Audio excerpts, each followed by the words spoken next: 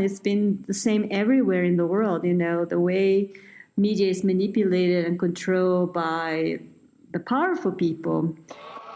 There are dire warnings that New South Wales will be hit by increasingly extreme weather. 2015 was the hottest year since climate records began. Figures show this July was the single hottest month in recorded history. Australia sweltered through its hottest spring on record. Climate change is now affecting every country on every continent. It's the rate that's of great concern. And what do you put that rate down to?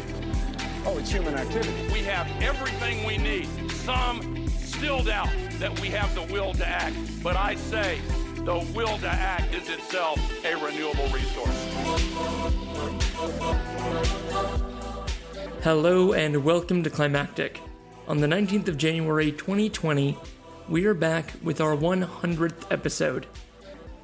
Now, we've actually released a lot more than 100 episodes. This is actually going to be episode number 154 in our feed, but this marks the 100th main consecutive numbered episode. And it's a bit of a milestone for us. In the same week, we marked our 100,000th download. We won't be throwing glitter and confetti, because that's not environmentally friendly, but you can imagine it, and enjoy this fun little sound effect. My name is Mark, and it's a privilege to introduce today's episode. For those of you who don't know, I'm the publisher here at Climactic, and that's a new title, but I've been around from the beginning. For those of you who don't know how Climactic works, we're a collective of podcasters. That means that despite being a weekly show, no single one of us is on the hook to do an episode each and every week. We get to do shows when lightning strikes, when we get inspired, when we hear a story we want to tell, or hear about someone we want to talk to. We talk it through as a group if need be, give each other help and advice, and then go out and get the tape, either recording a live event or a sit-down chat over a cup of tea. Or, like today's episode, a remote recording from across the world. Some of us have our own recording gear, but not everyone, so we borrow it from each other, or from other podcasters. We pool our resources, we help each other out, and then we put together the show, each and every week. It's a lot of fun to do a podcast this way. We don't get burnt out, we don't get overwhelmed. It becomes a stress relief rather than a reason for stress. And as I'm sure you already know, but as you're about to hear a lot more in this episode, media is really powerful and important. Whoever controls media controls the world. That was the voice of today's guest, Iara Lee, who's a globally respected independent filmmaker. But you'll hear a lot more from Iara shortly from our host, Tess. But just quickly here at the start of the episode, when I've got the chance, I wanted to put the call out to any of you listening who have stories of your own you'd like to tell. On this show, I've frequently referred to the climate community, but I think we're all beginning to see that we need a whole-of-society approach to tackling the climate crisis. We need to bring everyone in. And that's why we need voices and stories from all communities. We need to make the climate community big enough to fit everyone. And that's why you're warmly invited to join the Climactic Collective. As an interviewer or a guest, an editor or a producer, if you've got an interest in media, there's a way you can work with us. And a way that we'd love to work with you. You can find out more at climactic.fm/workwithus. And check back again in future, as we've got more coming to that page. Okay, now without further ado, here's host Tess Chapman with her interview with Iara Lee. Enjoy. G'day. My name is Tess Chapman, talking to you today from Climactic Podcast as one half of Seasters. Here with me today is Iara Lee, a filmmaker and founder of the Cultures of Resistance Network, which aims to unify activists, educators, artists, and farmers. Iara has produced a multitude of documentaries from different pockets of resistance around the world, including Burkina Faso, Pakistan, the Western Sahara, the Amazon, and Syria. Most recently, she has released a documentary from the Solomon Islands about the impacts of climate change and the neighbouring countries' plight for independence, such as the West Papuan conflict, where Indonesia is violently occupying the western portion of Papua New Guinea. The already award-winning documentary is called Wantoks, Dance of Resilience in Melanesia. And you can see the link to the trailer below. For those who have been following, you will see a familiar face in my last interviewee of Patrick Rose in the documentary as well. I very much recommend listeners view Iara and Culture of Resistance's many documentaries, which are both mentally and visually striking. So talking to us from across the Pacific in Mexico today, thank you for chatting with us, Iara. It's lovely to talk to you. I just came from Malawi and now I'm in Mexico City talking to you in Australia, and I send my love to everybody there. Oh, thank you. Wow, you're all over the place. Yeah. Can you tell us a bit about Wantoks' dance of resilience in Melanesia and what was behind the decision to film in the Solomon Islands? Well, a lot of times I call myself like a parachute filmmaker. Sometimes I just land somewhere and, things just happen. I was actually just invited to come screen one of my films, the Burkina Faso one, and then the Melanesian Festival, Arts and Culture Festival was happening, so I was going to attend it. And I just thought, wow, this is so interesting, Here is this country, Solomon Islands, celebrating the 40th anniversary of their independence from Great Britain. And just next door, the neighboring country, West Papua, is still occupied by Indonesia. And then New Caledonia was just going to go for a referendum about staying with France or not, And I just thought, wow, this is very interesting because most people around the world don't know anything about Melanesia, including myself, So for me, every time I travel is to educate myself. And I make films in order to share what I learned. So I was not really prepared to make a film. I didn't have a crew or anything. So I just had my little camera. I was like, okay, so I'm going to just go and document and start asking questions to the musicians and artists. And then Wantoks came to life, obviously with the support of many local collaborators who have been investigating and filming in different islands, states. And my curiosity to go to that part of the world is because a lot of times I feel like, if you don't travel, when you get to travel, maybe a country does not exist anymore. For example, I've been to Syria so many times, and I feel so sad for the next generations that will never see Syria that I saw, Same thing with Yemen. I've been to Yemen so many times, and after this bombardment by Saudi Arabia, Yemen is just like bombed to smithereens, and it's just so sad because it's such a beautiful, amazing country. And in this area in the South Pacific is also the same thing. I felt like, oh my God, I have to go because these island states are submerging, and in the future they may no longer exist. So I had this urge to go to that part of the world and learn and kind of like document and share with people around the world what I got to see. Obviously, it was just a little bit because the whole issue is very complex, but through Wantoks, I managed to give a little bit of a snapshot of the region. And I think this is already better than nothing because people just don't know about that part of the world. Yeah, definitely. That's terrifying to think that tourism won't exist if the islands themselves and the culture don't exist. So I can understand the rush to want to portray that. And also I found your Wantoks documentary really brought into focus how climate change can also not only be a loss of culture, but it can also exacerbate conflicts such as the West Papuan conflict there. Yeah, no, it's because at the end of the day, it's all about resources. I make all these films about conflict issues and it's always the same. It's not about religion. It's not about, any kind of philosophical thing. It's all about money. All these countries, a lot of times when I read like, oh, they found oil in this country, I'm like, oh no, now this is the kiss of death, And it's just very sad because a lot of these natural resources, instead of trickling down to the local people, it just gets siphoned, and the local peoples, they just suffer. But in Melanesia, we have all these issues going on. But I think the most important part is to reiterate that, this campaign in the South Pacific, the 350.org, they have this campaign where they say, we are not drowning, we are fighting, we are struggling. And this is a very important message, because I think these cultures, they're so strong and they're so connected to nature. And And it's just very like upsetting because they live in harmony with nature. Some of these island states, they don't even have cars, they don't have factories. And then you go to the Western world with all these coal mines and overconsumption. And we in the first world produce all this climate change, and the ones that are the most innocent and pure and completely in sync with nature are the first and the ones who suffer the most, which is, what we point out through Patrick Rowe's interview in Wantoks. So there's a lot of climate injustice, and that's another thing that I wanted to bring up, that this is all about climate injustice too. Why people who have nothing to do with climate change are the first and the ones who suffer the most.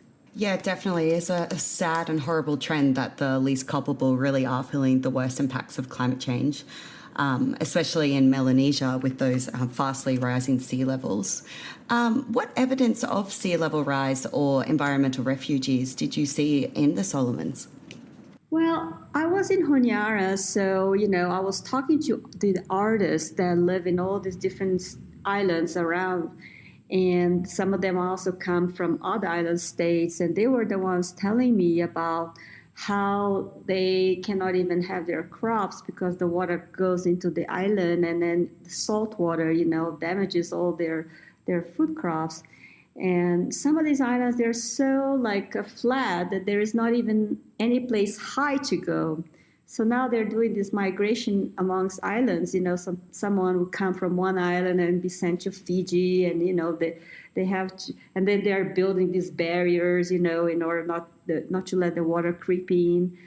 But it's just very calamity because like we point out in the film, climate refugees is the biggest issue, not only in Melanesia, but in the African continent, in Bangladesh, even in wealthy countries. And these wealthy governments, they're freaking out with war refugees, but this is nothing compared to the amount of climate refugees that we're going to have. The numbers are just huge. And what are we supposed to do? Militarize the borders of wealthy countries, or, actually open the borders because this is a global issue. And this global issue has to be addressed in a global way because, just like the war refugees, these European countries don't want them. But where are these people going to go when they become climate refugees? So we have to have a paradigm shift politically and look at the world in a humanitarian way, because I think this is actually the biggest issue. Humans lost humanity. And this is something that we have to really campaign, because it's really about extending support instead of blocking support. But I don't know how this is all going to backfire, because these wealthy governments, they're just kind of militarizing the borders, and this is not sustainable, because we are going to have millions of people that will need to go somewhere. And it's the biggest challenge of the century, and we still have politicians that deny. We still have politicians that say this is a lie, and to the point that we need. Are you talking about Australia? Well, it's so crazy that now we have to have young activists. Greta from Scandinavia, she's been this model, because it's their future that is threatened. So I think it's amazing that these kids are waking up and saying, you guys have no rights to give us a completely destroyed world. So I think I'm feeling very hopeful, because the youth is kind of stepping in and getting very proactive, which I think that's what's going to take, because a lot of the adults, they're just kind of they surrender, they're just whatever.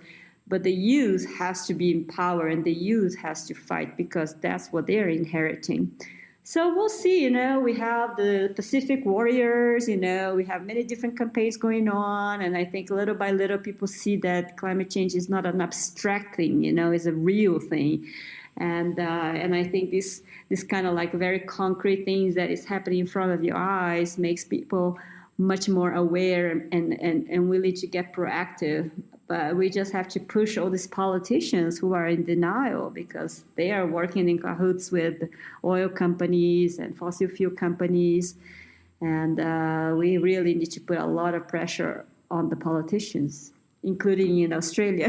Oh, definitely in Australia. I kind of liked the sentiment that climate change is a humanitarian issue that you were saying there. And I was wondering, because I guess I've just been focusing on the South Pacific, but you mentioned that there's environmental refugees in Bangladesh and Africa and even Europe. And I was wondering if it's a similar kind of thing where it's just this movement of people, and if it also was mainly the youth that were acting about climate change in those countries as well. Well, I think this movement has to grow because the youth, I mean, Greta, she's from Scandinavia. And, we have to get the youth in Bangladesh. We have to get the youth in the African continent. We have to get the youth all over the world, and not just for climate change, for all issues. Because it's always about, who's going to inherit this mess, And so I am also very much passing the torch as a filmmaker. I always like to support young filmmakers so they can get the word out and spread the seeds of hope and proactivity. And so we'll see, I think this is a movement that just tends to grow. And now I think even in social media, you see, these, 13-year-old indigenous activists, these 15-year-old, indigenous for, activists for human rights. So all of a sudden it's becoming a trend, where kids are becoming the activists, which I think is very good because, we have all these activists from the 60s, Vietnam War, we have activists, the hippies, and we have all these people who are much older now. And we need to revitalize the whole activism movement with young people. Yeah, absolutely.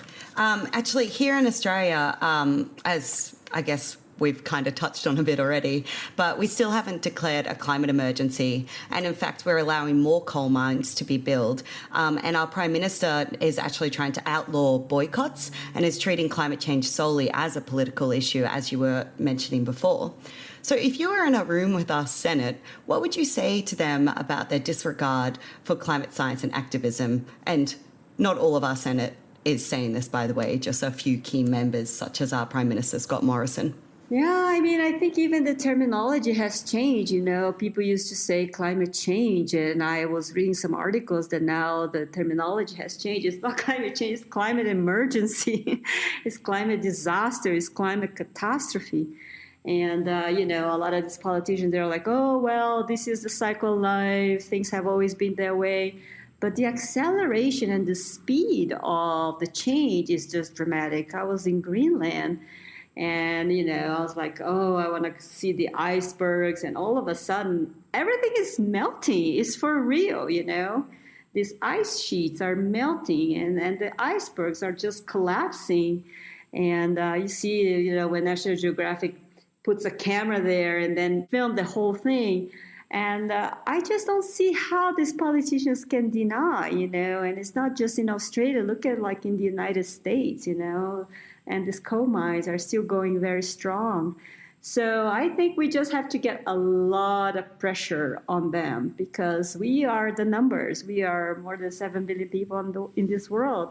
So we have to really mobilize, and I think it's going to take this mass appeal and this mass pressure in order to push these politicians to kind of wake up and be like, okay, if we are here to, salvage human species, we have to work together. But I'm really counting on the youth, because it's just incredible that you have teenagers who know more about climate change than heads of state. This is really pathetic. So I think we really need a paradigm shift as far as the governance and the governments around the world. There are so many issues that we just accept year after year, but everything has to be revitalized and revamped. I mean, even the idea of borders, even the idea of passports, even the idea of having to have visas to move around. I mean, we are in a global situation where people should be able to move around, freely, just like we have all these multinational corporations that move around with financial money and everything. Why shouldn't people be allowed to move also, So this whole paradigm shift that we have to create and address some of these basic issues is something that has to happen, and I'm really counting on the youth to push this forward. Actually, I was quite uplifted yesterday listening to a podcast by another Climactic Collective member, or founder actually, called Climate Strike Roundtable, and he was talking to a group of 3 high school kids about the next climate strike. So I found that a little bit more uplifting. If you were in a room with Australia's climate activists then, including the youth, maybe some of the elders, like no matter where on the activist spectrum they may lay, what would you say to them? I would just say that we have to, think about everything we do and question everything we do, from the small things to the big things. And I think, in a way, a lot of times we are beneficiaries of all these issues, and we also just point the finger to outside people. So I don't know. I try to question my own personal behavior, and everything is cumulative. So I think we should all consider, when you're flying, are you doing something to offset? I mean, every time I fly, I'm like, now I have to get a few million more trees planted. The way you use water, the way you use, the way you produce your garbage, the way you use your gadgets. In a way, it's also easy to always point fingers to the outside world, but all of us, we should question our daily behavior. And back to Greta, she didn't even want to fly to New York to do this whole event that she had there. She sailed. But every time I fly, I try to find organizations that plant trees, to kind of offset that. And, this whole thing about the overconsumption, the way we live our lives. And I think it's all about each of us, kind of like considering, the everything we do. Like when we eat, beef, we don't realize that this cattle is one of the biggest producers of methane gas that produces climate change as well. And this is really I believe everything is about baby steps, It's about doing everything in unison with nature and all of us together, because it's not about governments only, but obviously we cannot allow this first world to keep over-consuming and then asking people in poorer countries to not do any consumption. So we need to find some sort of balance. Yeah, definitely.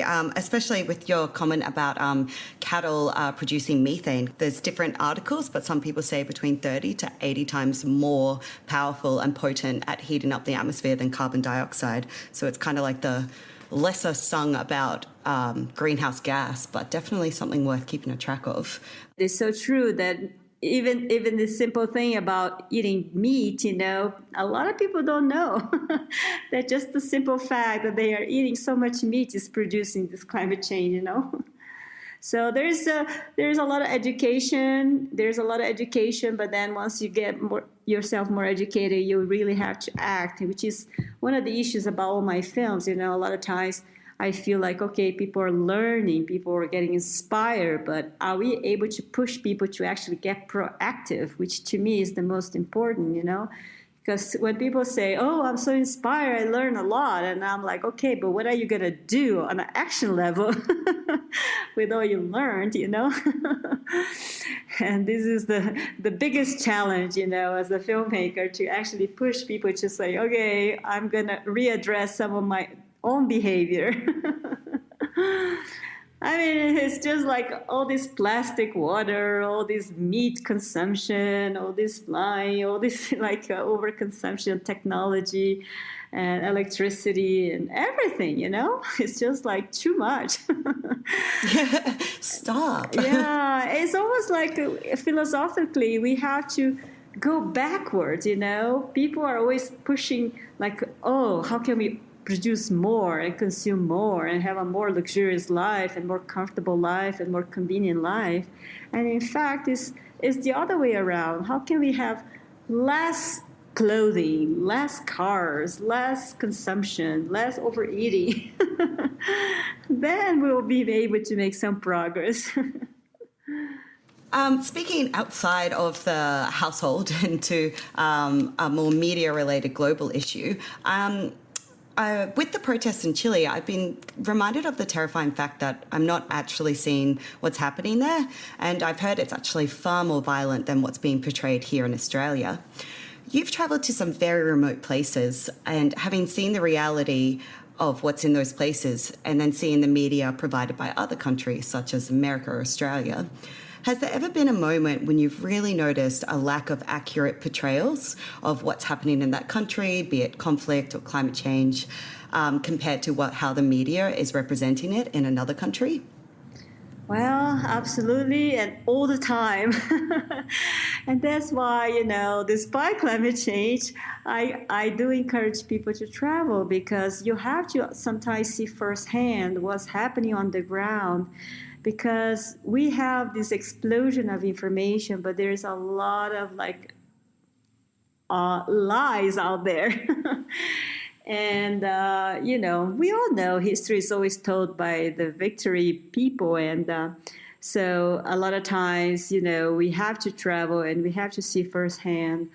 In fact, my very first film, Cultures of Resistance, was this epiphany because while the United States was saying, oh, we are going to be the liberators in Iraq, we're going to go and bring democracy, and we had demonstrations all over the world saying no blood for oil, no war on Iraq, and the United States just went ahead and invaded Iraq.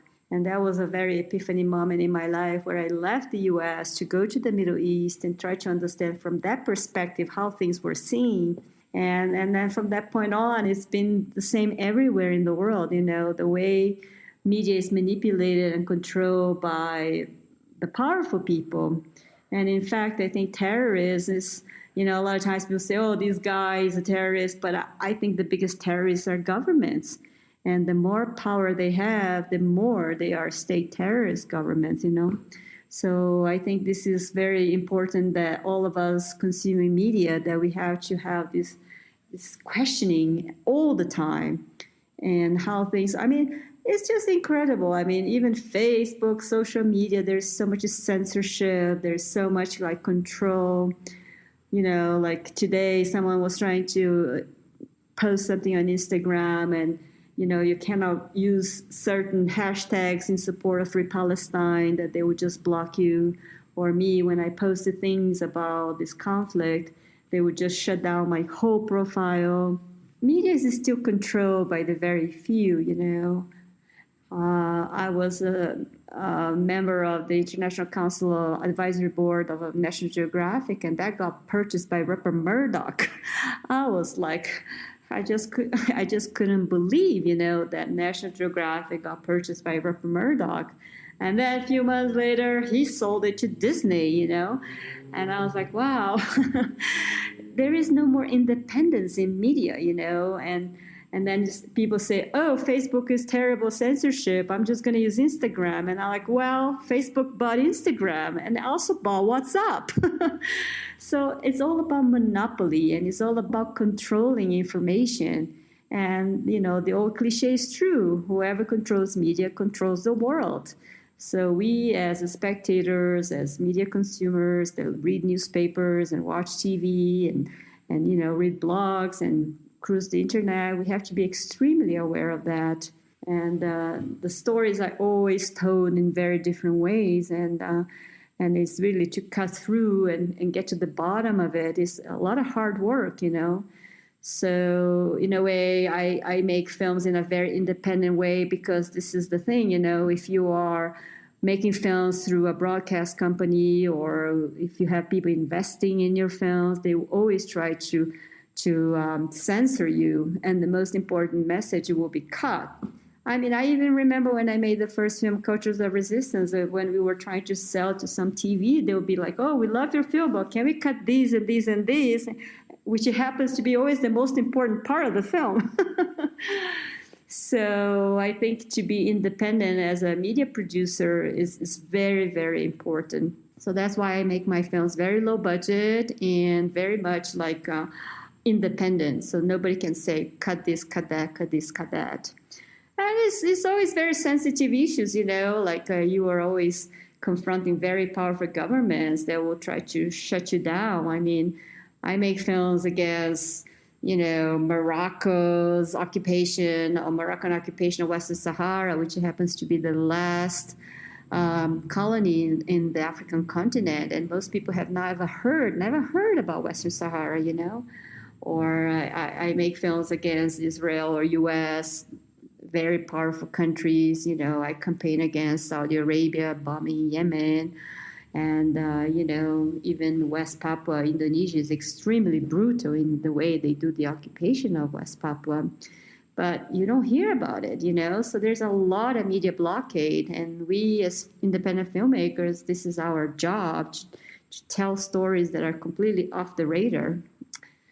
And I'm just very happy that we managed to make small films but show all over the world through grassroots distribution, because I don't really have like a regular distributors or broadcast companies. So it's just me and a couple of assistants just sending emails every day to cultural centers, to activists, to NGOs. And we have screenings in the basement, we have screenings in the living room, we have screenings in the classroom, at the university, outdoors, indoors, whatever it takes. And through this kind of grassroots, activism, we manage to show each of our films in more than 100 countries every year. So I believe, we are all little ants, little, hummingbirds, but together we can make a lot happen. In 2010 is when you released the Cultures of Resistance first documentary, is that correct? Yeah. Because in 2010 you had that awful experience with the MV Mavi Mara. Was that involved in the Culture of Resistance documentary? Yeah, the Mavi Marmara, it was the Gaza Freedom Flotilla because, I started the American boat and then the boat broke down. So I moved to the Mavi Marmara, the Turkish boat. And that was really like a historical event because, we were in the middle of international waters. And the Israeli commandos came in helicopters and Zodiacs and rubber boats, masked, full, live ammunition. And all of us humanitarian activists in all these different boats coming from different countries, we kind of expected that they would try to tear gas or put us in jail. But we never thought they were just going to come in and start killing people, So they shot 9 people in my boat. And many, many injured, and they put us in jail in Israel, and they didn't let us talk to the embassies for a couple of days. And that was like a huge international scandal because we had a lot of international activists involved, because when the Israeli government just kills people in Gaza or West Bank, nobody cares. But when you have so many international people witnessing and becoming spokespeople for the Free Palestine cause, then the world listens. So that's why I think, it's important to have this kind of global activism, because if it's just little pockets, nobody's going to care. But if you have Scandinavians, Americans, British, Australians, Brazilians, Koreans, Japanese, everybody seeing and witnessing, then the world will listen. I mean, it's just horrendous, The Israeli government uses white phosphorus, they use cluster bombs, they use all sorts of chemical weapons. And, the whole world just watches on TV or flip through, in the magazine. But if you have millions of people united against this kind of state terrorists, then they will have to do something about it, So this is my campaign to create global solidarity, because I feel, we have this kind of globalization of bad things, but what about using globalization for positive things? So, globalized solidarity, compassion. I remember reading about the MV Marmara. Your crew was somehow able to retain some of their footage and then present it to the United Nations? Yeah. because the Israeli government, the first thing they did when they entered the Mavi Marmara boat, they shut down our satellites so nobody in the world could see what was going to happen there. And obviously they confiscated all the cameras, tapes, cassettes, media cards, telephones. And I actually knew they were going to confiscate everything. So I told my cameraman, don't use the big HD card, use the small SD card, you know. And it was so chaotic, but he actually remembered and he did that. And then at the very end, he hid these small SD cards behind the elastic of the underwear. And since he was European, green eyes, and you know, and the Israeli government was more concerned about the Muslim people and the Turkish people, he was able to get through with these SD cards behind the elastic of his underwear. So we were the only crew that managed to get out with the footage of what happened on that night in the middle of international waters, and all the shooting and all the the people who were injured inside the boat, and us screaming, you know, stop, you know, live ammunition, stop killing us, stop violence, because we are humanitarian activists and we are non-violent activists. So everything got recorded and we uploaded on the internet without cutting or just without editing, and people were able to see all over the world what happened on that night. So that's why I think it's important, you know, sometimes to have a camera is extremely important, because if you are not there, the right place at the right time, maybe people all over the world will only get the official story from strong and powerful and state terrorist governments. How would you recommend for viewers regarding the media blockage and everything we've just discussed? Would you just recommend following independent newspapers or documentarians like yourself? Or because I'm shocked to hear about that National Geographic thing. What do you think is the best way to make sure you're seeing what's really out there? Yeah, we really have to dig and dig and dig and dig. Because, I mean, as I said, you know, like you say, okay, Facebook is bad, you know, they're censoring, and I'm just going to use Instagram. And then you find out it's also owned by Facebook. Like, oh, so I'm just going to use WhatsApp. That's also owned by Facebook, you know. And Rupert Murdoch, he owns a lot of media outlets around the world. And Hollywood is run by people who are very much like, you know, brainwashers. And so it's very, very difficult. And people most of the time, they're just very gullible and very innocent. They would watch on TV or read on a very prestigious newspapers and say, hey, if the New York Times is saying that, it must be true. But it's not. And this is really the reality, you know.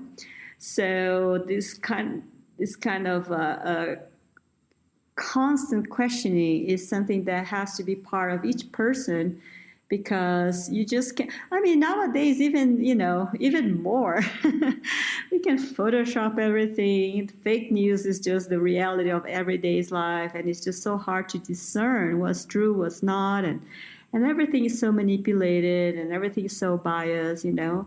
So I think in a way you just have to also take a position. What are you going to, you know, believe? Because you'll be bombarded by many different interpretations.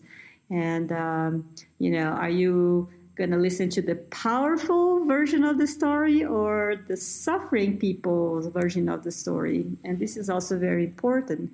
I mean, there's even a book a history book in the U.S. written from the perspective of the people, and it was a totally different history book compared to the ones that you study in schools officially, you know.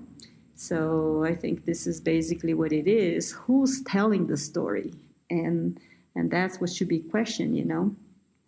So yeah. Independent documentaries, independent media, independent, you know, views of the world, and a lot of times also going and seeing things firsthand. Yeah, definitely. Last question. Do you think you'll get to Australia for a filming of Wantoks' Dance of Resilience in Melanesia? To get to Australia to screen or to film? Oh, either or. You could definitely film about the Adani mines here. That is a lot of activism around that one. Yeah, I mean, I really hope to be back in the area because, you know, I just touched the surface and I still want to do a lot more work in that area. I haven't been to New Caledonia. I haven't been to West Papua physically, but we have lots of work and collaborations going on with these activists there. So hopefully I get to the region, and Australia is always the transit point. And you guys have a lot of very good underground festivals and very good independent festivals. So look forward to coming to Australia in the very near future. Thank you so much for sharing your worldly views with us, Iara.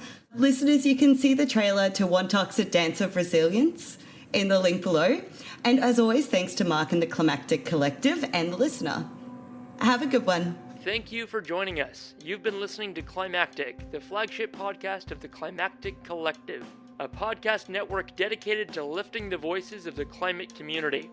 You can find out more about the people behind Climactic and all the shows we produce at climactic.fm. We are a social enterprise podcast network, and we greatly appreciate your support. You can find a link to our Pozible where you can support us directly in the show notes of this episode or from our website. Thank you for listening, and from the whole Climactic Collective, keep up the great work and take care of each other in these climactic times.